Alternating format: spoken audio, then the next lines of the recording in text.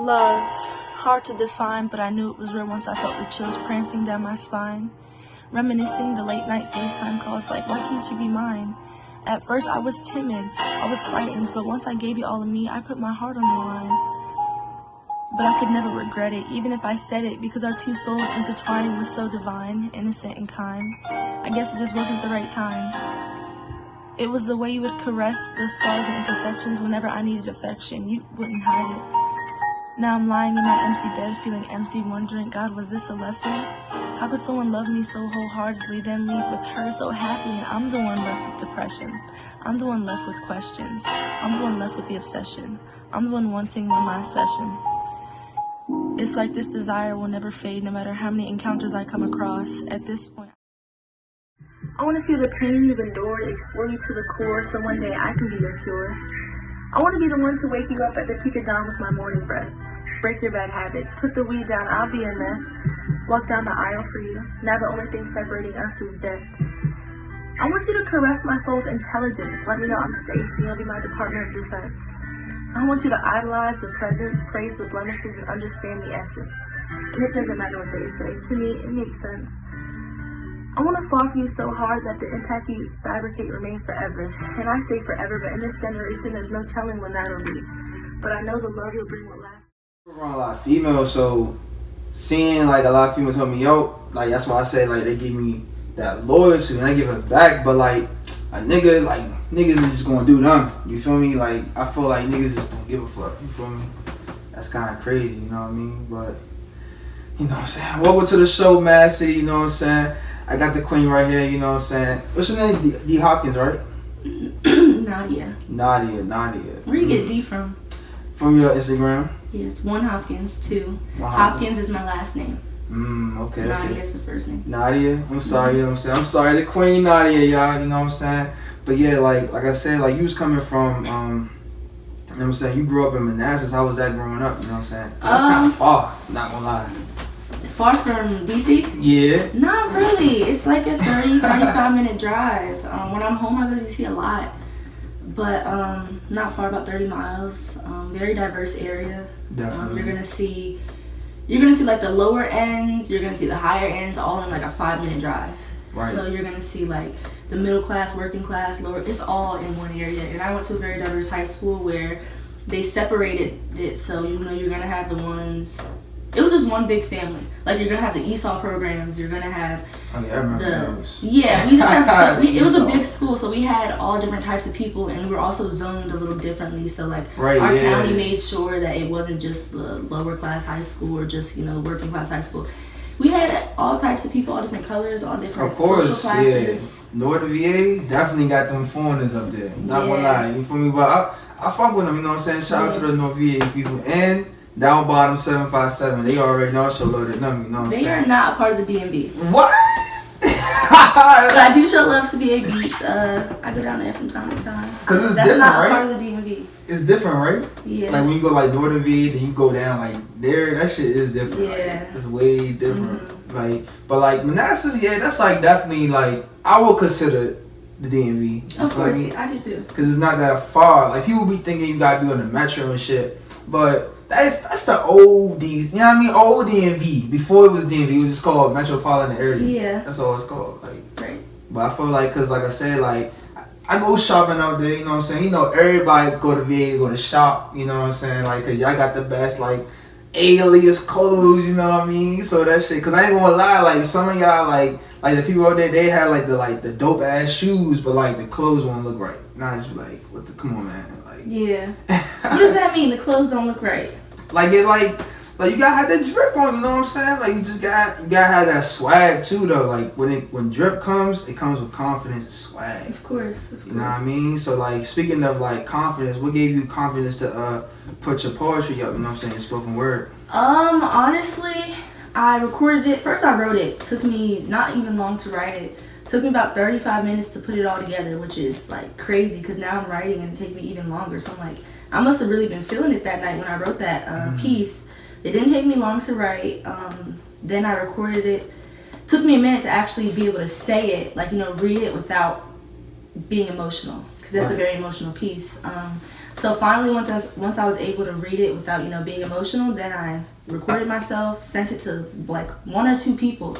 They were like, wow, I did not know you had that. Of course. So that's when I was like, you know what? I'm going to release this. It's different. It's not something I've done before. Like, on my page, it's all about fitness, all about looking good, like traveling, wherever I go. But of course. I was like, you know what? This is there's a hidden talent. This is one of my hobbies that, I don't really show often, but it's real. So it is real, though. So I posted it. So how important is, like, authenticity, what I'm saying? How important is it for you to be real to your audience, what I'm saying? Because like some people will try to fake it till they make it. I feel like, how important is it to be real? Definitely. But what is real? Real is subjective. When you can be yourself. Okay. When you can really be yourself in front of a camera or in front of your friends or in the classroom or just anywhere where you can just be yourself. You don't have to act like you're this, act like you're that. When you can just truly be you, that's when you're being real. You don't have to, put a blindfold on to anybody. You don't have to fake anything. Right, because people be trying out these like facades and all these like that shit catches up with you. You know what I mean? Because like you could be like that, play like a little character, but I guarantee you somebody's gonna know you from outside that game and just gonna be like, "What's up with you?" Like, yeah. You feel me? And also, I feel like you go through phases. I mean, sometimes you're potato, sometimes you're potato. But I mean, you're still the same person. Potato. Definitely the same person, just the opposite. You feel me? So, like, what's the process of you making poetry? Like, do you go through your experiences, sit out for a little minute, and then try to, like, figure it out? Like, what's the process? So, when I wrote my first piece that I posted, I just had so many emotions built up. And I was actually, like, just on my phone, or what was I doing? I think I was driving, actually. I'm driving, and I'm just thinking about my feelings and my emotions. I'm like, yo, like, I speak so well. Like, I have so much intellect. And it was just like, I need to write this down. Because some things that I was saying in my head, I'm just like, this needs to be written down. I could really put something with this. So I just get back to the house, and I'm writing. 35 minutes later, I'm like, this is really dope. So, of course. Yeah. So, like, what's love mean to you? You know what I'm saying? Like, love.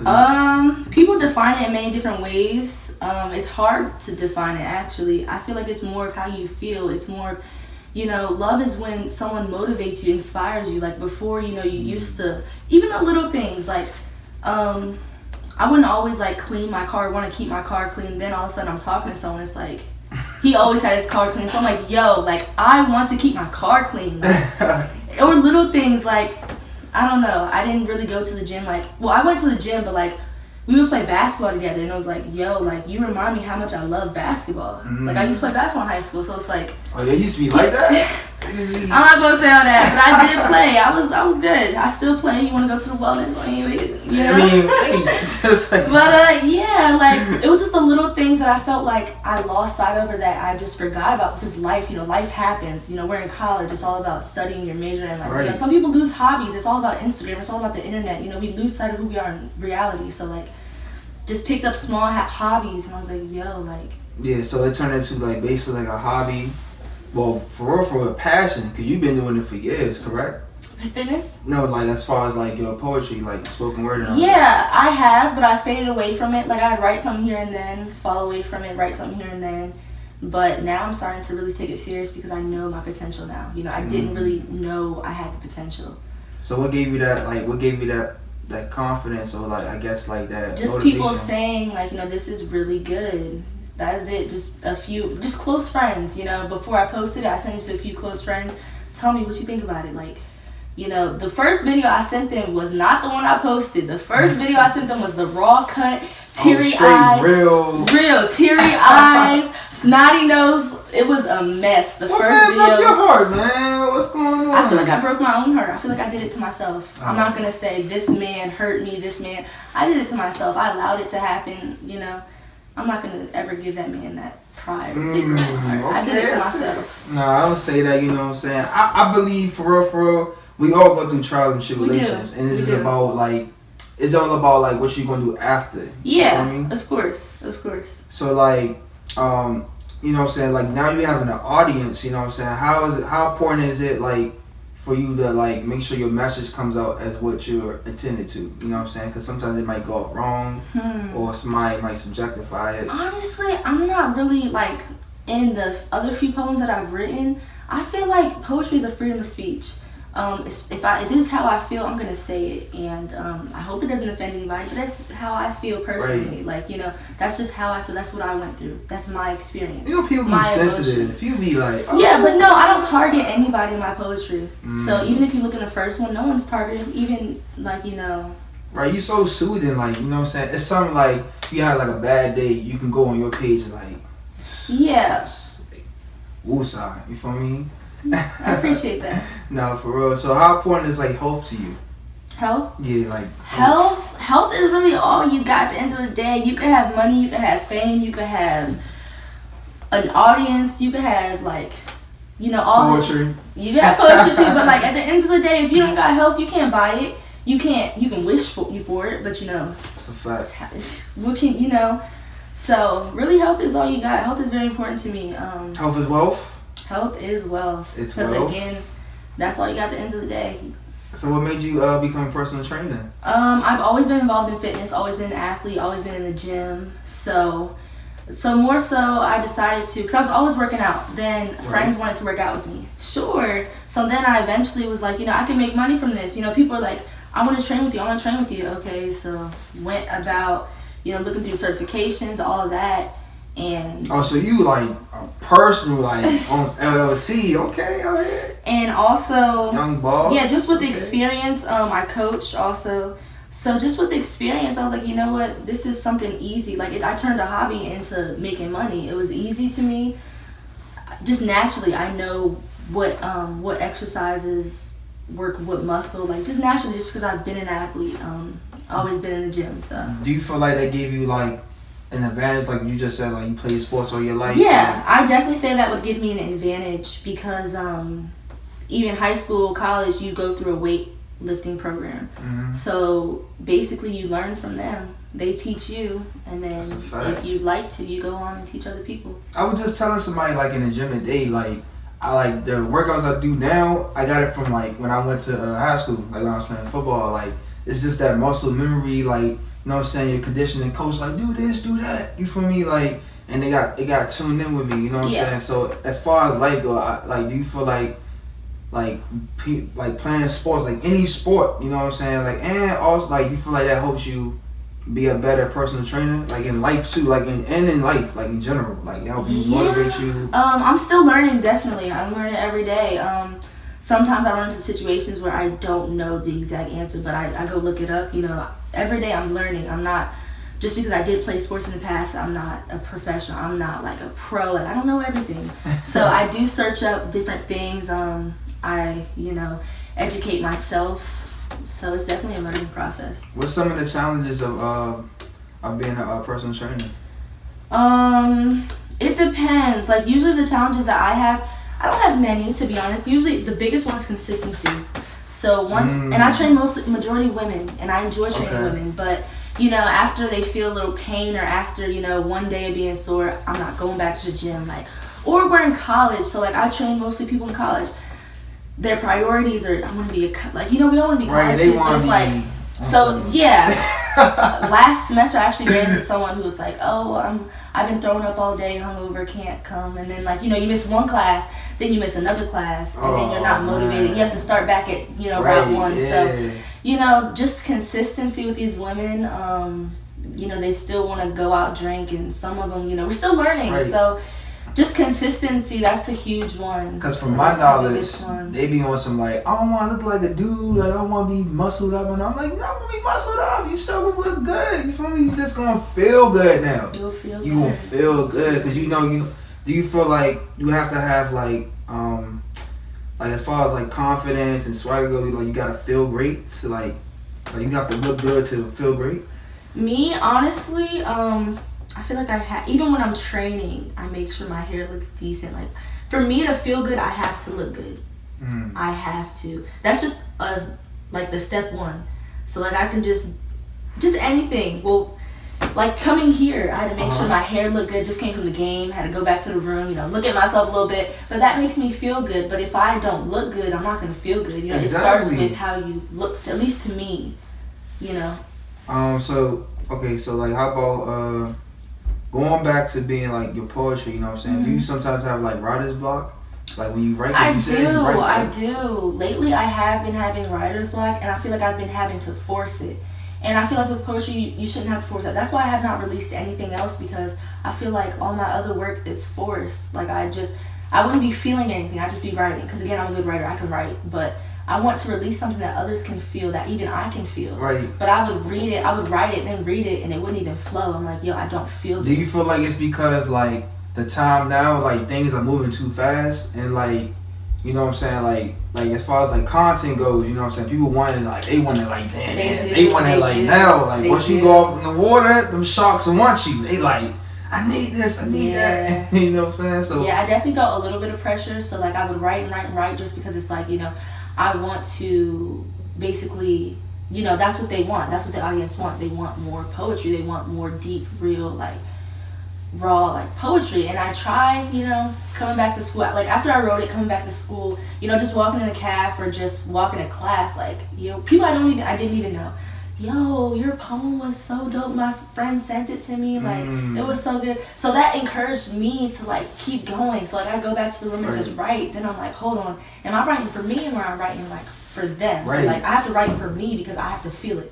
And if I feel it, then the audience feels it. But if I'm just writing, then I'm not getting anywhere. So, yes, I've had writer's block. Probably a few times since I got back to school, but that's just because the pressure, you have to kind of write at your own pace, and you have to go based off of your experience, right? How you feel. Exactly. You gotta, like, it's just like doing music, you know what I'm saying? You gotta go out and you gotta see things, you know what I'm saying? Because once you see things, most of the time you're gonna write about it and you're gonna make it like a story about it, you know what I mean? So like in the moment of when you was doing your poetry, like you just say like you know what I'm saying, you rapidly blew up, like you had 1,000 Wale put you in a joint. I'm like, oh man, like, you know what I'm saying? Like, that's kind of cool, like, you know what I'm saying? So, yeah, I had a lot of shares. Since we're talking about it, I need some more shares. It's been a minute since I even watched it myself, but hopefully it's elevated with likes and views. Where do you see yourself going, like, from this, like, from your poetry? Honestly, I am very versatile, so like I can go anywhere I kind of want to go, but like I don't know, like I could stick to poetry and put 100% into poetry, and I mean I do want to travel. I don't know exactly what I want to do with poetry, but I know I want to travel. But I can also go into fitness and put all into fitness and like go out to ATL or somewhere or Miami or somewhere like where celebrities are and be a celebrity trainer. Like I don't know exactly where I want to go yet, but I definitely want to travel. So if I do decide to go all in with poetry, do you feel like in the black community, as far as fitness goes, like we don't really care about it? Like we don't care about our health? No, I feel like, black households, like, like my mother had me at 25, but I have an older brother, had him at 21. Like, so I feel like with black communities, you're not really, I don't want to say a child. I feel like you're not really, you age way faster than you need to. So I feel like things kind of pick up. What you mean by that? Like, so dropping gems over here. So again, my mom had me pretty young. My brother, she had him younger. So I feel like she had to kind of turn into a woman like that. Like she didn't have time to go to the gym and do this, do that to look good for herself. She had 2 kids to feed. Right. So I feel like in the black communities, things kind of pick up really fast, and you gotta do what you gotta do. You gotta go to work, you gotta make money, you gotta pay bills, you gotta keep the lights on. So it's not about looking good, right? It's not about you anymore. It's not about looking good. It's about keeping your kids fed. What inspires you to be a positive role model for your peers and the youth around you? I'm just a very positive individual. I've always been positive. Like I always try to, get people to see the best in your aura is just positive, spiritual. Yeah, I try to bring out the best in everyone because I know there was a point in time where I was low, I was down, and like now just turning into like a whole 180 and just, bringing out a brand new me. It's just all I want to do is be positive. I want to bring out the positive in everyone because we all go through times where we question our worth, we question our purpose, like what are we here for? But just enjoy the process. Do you have times like that, like when you're going through your process right now? Of course. Like any, of course. I don't want to say negative thoughts, but it's not always positive. Yes, you know what I mean? yes, definitely. But again, I try to look into the situation. Like when bad things happen, what is this teaching me? What am I learning from this? How can I make sure this doesn't happen again? But it's all about how you overcome the obstacle. So. What was some of your influences like? Influencers, I should say, like growing up, like musically. Musically, Mariah Carey, Aaliyah, and Whitney. Whitney. Mariah Carey. Mariah Carey. What about to say? I thought you were gonna say like Wale or something. Growing up, I mean, Wale didn't come out till I was in like high school.